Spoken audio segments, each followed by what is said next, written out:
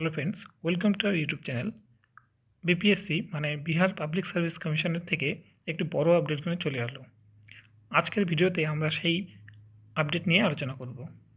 BPSC তার exam pattern মানে MCQ টাইপের যে কোশ্চেনটি করে সেখানে কিন্তু বিরাট পরিবর্তন আনতে চলেছে। সেটা কি, এটা নিয়ে আমরা আলোচনা করব। তোমরা দেখো এখানে একটি নোটিশ দেওয়া হয়েছে, হিন্দিতে রয়েছে, সম্পূর্ণটি রয়েছে এখানে। এটা আমরা টেলিগ্রাম চ্যানেলে দিয়ে দিব, লিঙ্ক ডেসক্রিপশনে দেওয়া থাকবে। তোমাদের সুবিধার জন্য কিন্তু আমরা সেটিকে বাংলাতে ট্রান্সলেট করেছি, তোমাদের বোঝার সুবিধার জন্য। দেখতে পাচ্ছ এই নোটিশে কী আছে, চলো আমরা পড়ে নেব। দেখো, বিহার পাবলিক সার্ভিস কমিশনের বলা আছে, প্রেস রিলিজ করা হয়েছে। বিহার পাবলিক সার্ভিস কমিশন এর কর্তৃক পরিচালিত এমসিকিউ মানে বহু নির্বাচনী ভিত্তিক পরীক্ষার উত্তরপত্র পদ্ধতিকে আরও সুশৃঙ্খল, স্বচ্ছ এবং পরীক্ষার্থীদের শৃঙ্খলা নিশ্চিত করার লক্ষ্যে সংশোধন করা হয়েছে। কি সংশোধন করা হয়েছে? পূর্ববর্তী পদ্ধতিতে প্রতিটি প্রশ্নের জন্য 4টি বিকল্প এ বি সি ডি দেওয়া থাকত এবং যে কোনো একটি বিকল্প নির্বাচন করা বাধ্যতামূলক ছিল না ছাত্রছাত্রীদের জন্য। ফলে অনেক পরীক্ষার্থী কী করতো, বহু প্রশ্নের উত্তর না দিয়েই ছেড়ে আসতো।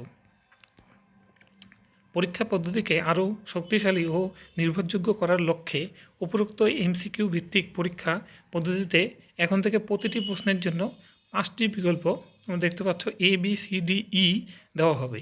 এখানে ই বিকল্পটির অর্থ হবে উত্তর দেওয়া হয়নি। ঠিক আছে? যদি প্রার্থী প্রশ্নটির উত্তর দিতে চান তবে তিনি বিকল্পগুলি এ বি সি বা ডি থেকে একটি উত্তর বেছে নেবেন। যদি প্রার্থী প্রশ্নটির উত্তর দিতে না চান তবে তাকে বিকল্প ই বেছে নিতে হবে। যদি কোনো পরীক্ষার্থী 5টি বিকল্পের অর্থাৎ এ বি সি ডির মধ্যে কোনোটি নির্বাচন না করেন তাহলে উত্তর না দেওয়া প্রতিটি প্রশ্নের জন্য 1/3 নম্বর মানে 0.33 নম্বর কিন্তু নেগেটিভ মার্কিং হিসেবে কাটা হবে।